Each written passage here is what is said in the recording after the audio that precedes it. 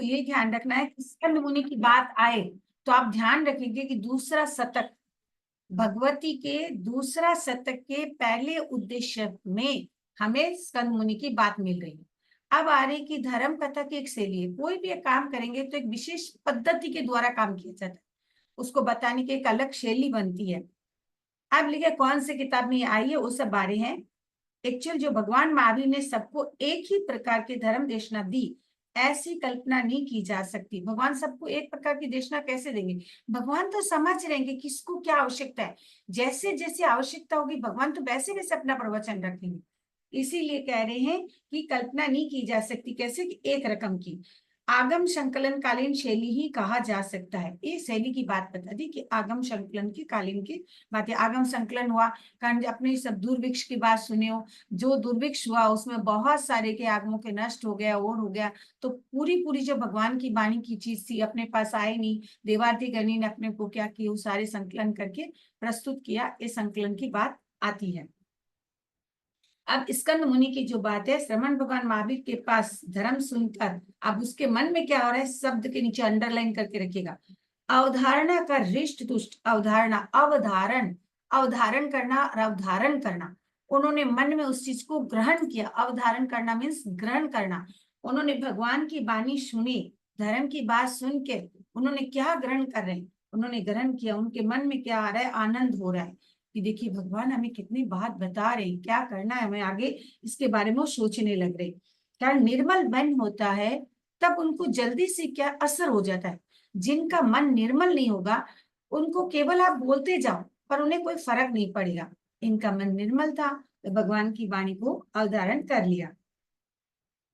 फिर वो क्या कह रहे हैं कि वह उठकर श्रमण भगवान महावीर की दाई और बाई क्या करे, प्रदक्षिणा किए कर कर श्रद्धा करते, निरंतर प्रवचन में श्रद्धा करते हैं, प्रतीति करते हैं, रुचि रख रहे हैं, ये सारी बातें करें। जैसा आप कह रहे हैं ऐसा भाव प्रदर्शित कर हुए भगवान महावीर को वंदन नमस्कार कर वहां से चला गया। क्यों? उनके मन में वो तो सारे चीजें पहले रखता था, साठ का कंड क्या बोलते अपने पास में उन्होंने छत्ता रखना, इन लोग इनको अपनी थी उसी समय। जैसे तापस लोग होते, आपने मरीचि की बात भी सुने, वो भी चप्पल पहनते थे, छत्ता रखता था, कमंडल रखता था, ऐसे अपने अपने उनकी मान्य तो रख ले। उनको उन्हें मन में आ गया था मैं कष्ट सहन नहीं कर पाऊं तो मैं भगवान के समोसन के बाहर बैठ जाता था, फिर भी क्या करता था, चाहते हुए सबको भगवान के पास भेजता था, तो भी एक बहुत बड़ी निर्जरा है। इन्होंने क्या किया, अब अपनी चीजों को त्याग रहा है, इस प्रकार आगे चल रहा है। और अब भगवान से क्या प्रार्थना करे, ये बातें आ रही है। स्कंद के द्वारा निग्रंथ प्रवचन के प्रति आस्था की अभिव्यक्ति का निरूपण। एक लाइन खाली देखो, निग्रंथ प्रवचन मतलब भगवान की वाणी, निग्रंथ राग द्वेष रहित जो व्यक्ति, वो कौन, भगवान महावीर। भगवान महावीर के प्रति आस्था, उनके मन में अब क्या श्रद्धा हो गई, और श्रद्धा होने के बाद वो क्या कि जब भी व्यक्ति निरूपण करे अपनी मन की बात को व्याख्या करे, फिर उसके द्वारा भगवान महावीर के पास प्रवचन लेने की प्रार्थना का वर्णन। अब जो हमारे आगे की वर्णन क्या हैगा, भगवान महावीर के पास वो किस प्रकार के आगे आती हैं, क्या क्या करती हैं और कैसे वो दीक्षा लेते हैं, वो बात आ रही है। आगे ये जटिलता नहीं थी कि एक जन के पास दीक्षा लिया और दूसरे के पास दीक्षा नहीं लो, ऐसी कोई जटिलता नहीं थी, आप ले सकती हो, ऐसी मनाही नहीं थी। वो चीज इसमें आया, ये हमारे लास्ट दिन हो गया था। अब आज की जो बात आ रही है उसमें, अब स्कंद स्वयं ही क्या करते, भगवान ने कितनी कृपा करी। कभी कभी ऐसा होता है कि भगवान क्या करते हैं, दूसरों को आदेश दे देते हैं और दीक्षा ले, भगवान के आदेश से। जैसे आचार्य श्री किसी को कह दे, कोई साधु को कह दे कि आप वहां हो और अब मेरी आज्ञा है आप दीक्षा। जैसे इनको भी दीक्षा कौन दी थी, अपने मंत्री मुनि ने दीक्षा दी थी ना। लाडनू के सुमेरमल जी एक आते हैं और एक आते हैं मंत्री मुनि, जो सुमेरमल जी हमारे, स्वामी। हाँ सुमेरमल जी स्वामी जो थे, मंत्री मुनि उनको कहा जाता है। उन्होंने इनको दीक्षा दी, किसके आज्ञा से दी, गुरु की आज्ञा से उन्होंने दीक्षा दी। ठीक यहाँ पर भी वही बात आ रही है, भगवान महावीर ने यहाँ दीक्षा किसको दी, आज्ञा देकर नहीं, खुद ही इनको क्या करे, दीक्षा दिए। मुंड, उनको मंडित करना, लोच करना जो होता है, वो लोच करना सारा कार्य स्वयं किया। क्यों किया, ऐसा करने का कारण क्या है, भगवान जानते हैं कभी कभी कोई व्यक्ति जब दूसरे संप्रदाय से आते हैं तो भगवान उन्हें भाप लेते हैं कि उनका मन को किसी प्रकार की कोई भाव नहीं आ जाए उनके मन में, कि भगवान ने मुझे दीक्षित नहीं किया, भगवान ने मुझे मेरा लोच नहीं किया, भगवान ने मेरे को ये शिक्षा नहीं दिया, कारण अभी वो छद्मस्त है। भगवान तो केवल ज्ञानी है। जब राग द्वेष नहीं रहेगा तो अपने किसी के प्रति मन में कोई भाव नहीं है। आज मैं भी आपको पढ़ा रही हूँ, आपके मन में कोई राग द्वेष नहीं हो तो आपके मन में क्या आएगा, भाई सभी अच्छे, सभी अच्छे, हमारे लिए सारे स्टूडेंट अच्छे हैं। ऐसी बात हो रही है।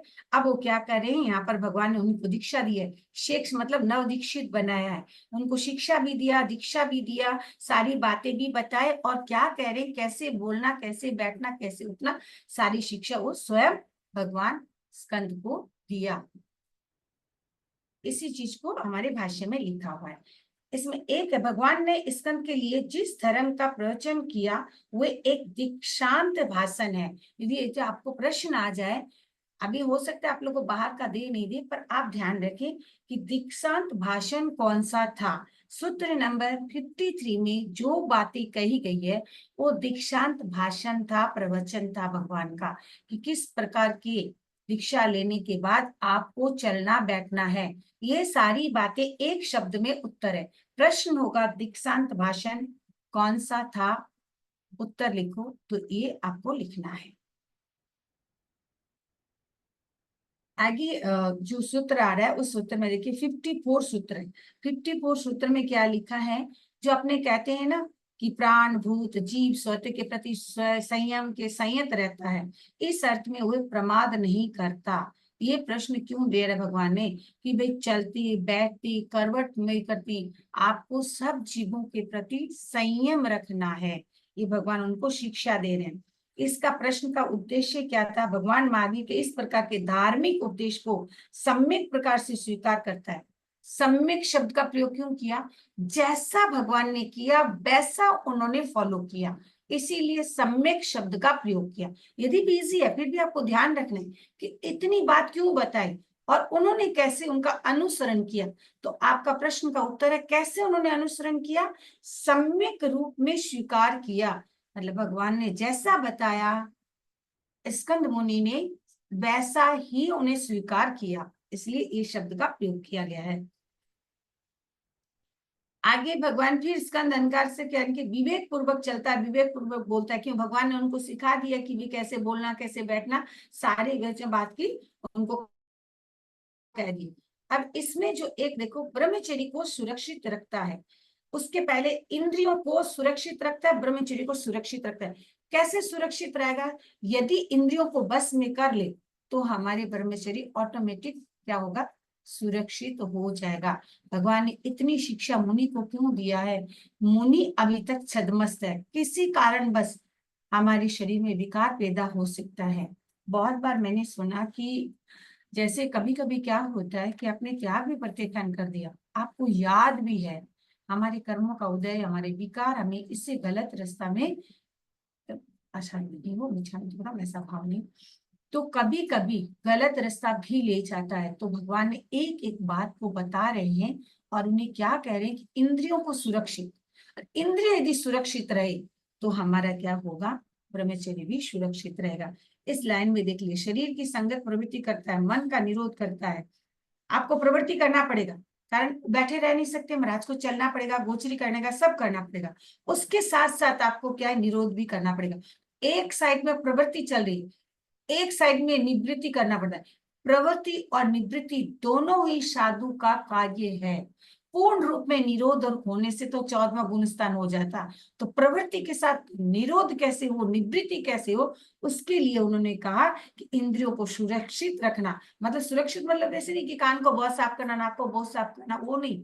सुरक्षित मतलब आपको संयम में रहना, इंद्रिय और मन का निग्रह करता है और इस निग्रंथ प्रवचन को ही आगे रखकर चलता है। उन्होंने अपने जीवन में भगवान की वाणी को सुनकर सम्यक रूप में जो स्वीकार किया, उसका उत्तर यहाँ पर आ गया कि उन्होंने निग्रंथ प्रवचन को क्या किया, आगे रखकर, मतलब हर कदम बढ़ाने के पहले उन्होंने अपना निग्रंथ प्रवचन को याद किया कि भगवान ने मुझे क्या किया, भगवान ने मुझे क्या बताया, वो मुझे फॉलो करना है। तो उन्होंने भगवान की वाणी को आगे रखते हुए अपने जीवन को आगे बढ़ाया। अब भाष्य में जो कह रहे हैं ये निग्रंथ प्रवचन जो है जैन मुनि की एक जीवंत प्रतिमा उत्कीर्ण की गई है। यहाँ पर जैन मुनि की एक जीवंत प्रतिमा मतलब क्या है, जैन मुनि जो होंगे वो कैसे चलेंगे, कैसे बैठेंगे, कैसे करेंगे, ये हमारी एक उनकी रूपरेखा बना दी कि उनके लिए, इसीलिए इस लाइन को उन्होंने पहले लाइन में लिख दिया। कैसे खाना बोलना सारी बातें होगी। इसके साथ दो शब्द आएगा, एक समिति एक गुप्ति। समिति शब्द का अर्थ है प्रवृत्ति और गुप्ति शब्द का अर्थ है निवृत्ति व संयम। जो मैंने आपको पहले ही कहा कि साधु के लिए प्रवृत्ति जितनी जरूरत है उतनी निवृत्ति की है, और जितनी निवृत्ति की आवश्यकता है उतनी प्रवृत्ति है। वो किस प्रकार के हम अपने उसको साथ जोड़ेंगे, घटाएंगे किस प्रकार, हमने तो उस चीज को हमें बताना पड़ेगा कि ऐसे कैसे दोनों चीज का हो सकता है। तो आपको निवृत्ति और प्रवृत्ति के लिए अब आ गए 5 समिति का पालन करो, 3 गुप्ति का पालन करो, ये चीज इससे करें अपने बोल सकते हैं। क्यों? साधना के लिए प्रवृत्ति और निवृत्ति का संतुलन अपेक्षित है।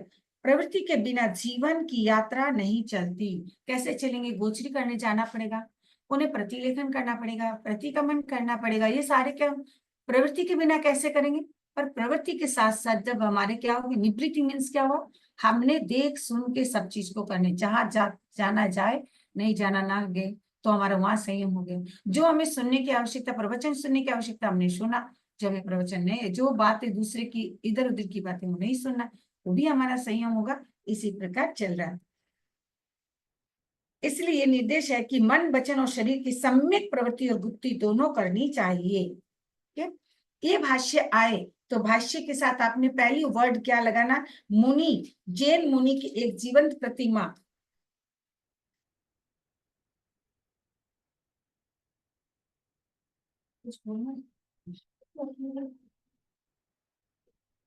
कौन कौन कर सकता है?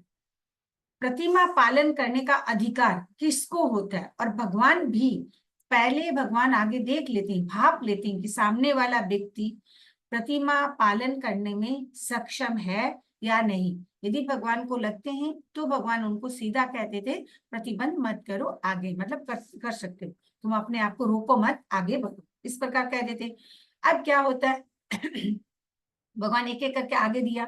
देने के बाद अब प्रश्न मन में आ रहा है कि भिक्षु के द्वारा आचरित जो प्रतिमाएं भिक्षु के द्वारा आचरित हो रहा है, मतलब पालन किया जा रहा है, जिनमें क्या होना चाहिए, उनमें क्या स्पेसिफिक होना चाहिए जिससे वो पालन कर सके। तो एक तो उनकी क्या है संगनन, जो क्या है कि दृढ़ संजय, सुदृढ़ मीन्स दृढ़ व सुदृढ़, मतलब जो संगनन होते मजबूत नहीं हो, इतनी कठिन चीज पालन नहीं करेंगे। आगे बढ़ते बढ़ते कितने दूर तुमको जाना पड़ेगा, फिर शमशान घाट में भी रहना पड़ेगा, ये सारी बातें प्रतिमा में आएगी। और 1 महीना में पहले इनकी क्या क्या पालन करना पड़ेगा। रात को निवस्त्र रहना, ये कठिन काम है। अपने को लग रहा है कि शब्द का प्रयोग कर दिया बहनों, निवस्त्र रहना, अपने शरीर को, अपने आप को देखना और उस समय खुद को कंट्रोल में रखना, ये बहुत कठिन काम होता है। तो भगवान समझ जाते हैं कि सक जाते सकेगा, इसीलिए उनको आज्ञा दे देती। यहाँ पर इसीलिए कह रहे हैं उनको क्या क्या होना जरूरी है। सुदृढ़, उनका संगनन होना पड़ेगा। श्रुत ज्ञान विशिष्ट होना पड़ेगा। यदि ज्ञान छोटा मोटा हो तो आप पढ़ तो लोगे, पर उसको इतना स्पष्ट करने का पावर आपको नहीं रहेगा। हर चीज को स्पष्ट करने की क्षमता रहनी चाहिए। श्रुत ज्ञान, श्रुत ज्ञान में केवल आपने मति ज्ञान और श्रुत ज्ञान को ना ले ले, विशिष्ट ज्ञान होना पड़ेगा। विशिष्ट ज्ञान का मतलब क्या हुआ, पूर्वधारी होना पड़ेगा, तब जाकर उनको क्या होता है कह सकते हैं। सब जब नॉलेज होता है तो उसमें पैर डगमगाने की चांसेस कम रहती है। तो इसीलिए, और यहाँ जब उसको विशिष्ट ज्ञान हो जाएगा वो डगमगाएगा नहीं। अब कुछ पुस्तक में जो जो बातें लिखी है उसका उल्लेख किया है। मुनि विशेष संगनन संपन्न, धृति संपन्न होना पड़ेगा, शांत, धैर्य, शक्ति संपन्न तथा भावित आत्मा होता है, अपने आप में रहने वाला। वे गुरु की आज्ञा प्राप्त कर इन प्रतिमा को स्वीकार कर सकता है। उनको एकमात्र अधिकार मिलता है कि वो प्रतिमा स्वीकार करे। उसकी न्यूनतम मतलब सबसे मिनिमम, क्या होगा, श्रुत संपदा, मतलब श्रुत ज्ञान की कितनी संपदा है, कितनी उनके पास ज्ञान होना पड़ेगा। मिनिमम 9 पूर्व की तीसरे आचार वस्तु। एक मिथ्यात्व को भी इतना ज्ञान हो सकता है, ठीक है, ये अपने पढ़ चुके हैं। 9वें पूर्व तीसरे वस्तु, उसके ऊपर क्या होगा, 9वें पूर्व की थोड़ा कम बेसी होता है तो अपने को क्या लेते हैं, आगमों में नहीं आती है। 9वें पूर्व से थोड़ी अधिक होती है, 10 पूर्व का ज्ञान होता है, तब जाकर अपने उनको क्या लेते हैं कि उनको 10वें व 10 पूर्व का ज्ञान को आगम की भाषा में ले लेते हैं, तो उससे पहले नहीं लेते। यहाँ इनको इसीलिए कहते हैं श्रुत संपदा में 9वें पूर्व की तीसरा वस्तु तथा उत्कृष्ट श्रुत संपदा कुछ न्यून मतलब कुछ कम 10 पूर्व की होनी चाहिए। अब यहाँ प्रश्न आएगा कि इनके पास तो ज्ञान था नहीं, तो फिर ये प्रतिमा कैसे धारण किया, इनको तो नहीं करना चाहिए था। परंतु आगे प्रश्न का उत्तर आ गया कि केवली के सम्मुख उपस्थित कोई साधु रहे तो नियम का फॉलो करने की आवश्यकता नहीं है। इसका मन में मेरे मन में आया कि यदि ये नियम है, मतलब उनकी जो वातावरण, उनकी जो आभा मंडल होते हैं, तीर्थंकर भगवान का आभा मंडल कहते हैं ना, इतने योजन तक उनकी बात सुनाई देती है, इतने योजन तक उनकी महामारी नहीं होती, मतलब उनकी जो वातावरण है अतिशय के कारण जो बन जाता है, संभवतः इसी के कारण ही किए होंगे, आगे ज्ञानी जाने। परंतु यहाँ जो लिखा है उसको अपने को समझना चाहिए। इसके समाधान में स्कंद ने भगवान के अनुज्ञा प्राप्त की, भगवान से आज्ञा ली लेकर के तो फिर आराधना की, केवली की उपस्थिति में श्रुत का नियम लागू नहीं होता है। यहाँ पर भगवान के पास कर रहा है, भगवान की आज्ञा से कर रहा है, तो भगवान जरूर देख ले रहे हैं कि सामने वाला व्यक्ति भले ही उन्होंने अभी पूर्वों का ज्ञान नहीं किया है, परंतु उनमें वो क्षमता है, ये चीज केवल ज्ञान है, इसलिए वो देख लिए, इसीलिए उनके आभा मंडल का भी हो सकता है, और उन्होंने ज्ञान के माध्यम से जान रहे कि वो सक्सेस होगा, इसीलिए उनको ये आज्ञा दे दी। अब इसमें कुछ शब्द है जो एक मासिक भिक्षु प्रतिमा है, 2 मासिक, त्रिमासिक शरा है, उसमें एक क्या बोले, 1 मास करेगा, 1 दत्ती करेगा, कैसे रहेगा, सारे आया है। कुछ आसनों की बात भी आई है। आसनों की बात क्यों है, आसन शब्द का अर्थ क्या होता है, शरीर में हमारे जो शरीर होता है वो काय क्लेश शब्द एक प्रयोग करते हैं अपने। 12 प्रकार की जो निर्जरा है, निर्जरा का 12 भेद है, उस 12 भेद में एक अपने काय क्लेश शब्द का प्रयोग करते हैं। काय क्लेश शब्द क्या है, काया को अपने कष्ट देना, जितना काया को कष्ट देंगे, जितना अपने आसन करेंगे, उतना शरीर क्या होता है, अच्छा रहता है। इसके यहाँ पर साधु को अच्छा रखने का मतलब क्या हुआ, कंट्रोल में रखना। उन्होंने ऐसे आसन में बैठे, अपने शरीर का गठन जो है उसमें यदि नीचे का पोर्शन को चाप पड़े और धरती के साथ मिले हुए रहे, नीचे में जिस जगह हमारे विकार पैदा होने की संभावना रहती है उसमें ज्यादा चाप पड़ते तो विकार उत्पन्न होने की संभावना नहीं रहती। इसीलिए मुनि साधु संत जो है भोजन करने से आप देखना उन्होंने पलथी मार के नहीं खाना खाते, उनको ऐसे बैठना पड़ता है, ऊपर पैर दोनों से साइड में करके वैसे बैठ के वो खाना खाते हैं, पलाती मार के नहीं खाते। और सबड़ सबड़ नहीं खाते, उन लोग को मांडलिक दोष माना जाता है, स्वाद लेकर नहीं खाते, सबड़ सबड़ नहीं खाएंगे, उन लोग टेरा पड़ते पड़ते नहीं खाएंगे, ये सारी चीजें उनको मानना पड़ता है, ठीक है। अब इनको खाना तो मिनिमम है, यहाँ एक दत्ती शब्द का प्रयोग भी किया गया है। तो दत्ती मतलब ऐसे तो देखिए होता है कि कोई एक हाथा खाना, एक दत्ती, कोई बोलते एक मुट्ठी, तो जैसे भी हो ऐसे उनका एकदम लिमिटेड खाना खाना है, और वो भी कितनी बड़ी कठिन साधना है वो पालन कर रहे हैं। इसे स्कंद बने क्या क्या, इस मुनि स्कंद कह रही मैं, 11 अंक की ज्ञाता था, भगवान की आज्ञा लिए और उन्होंने 12 प्रतिमा का पालन किया। इस प्रकार एक प्रतिमा अपने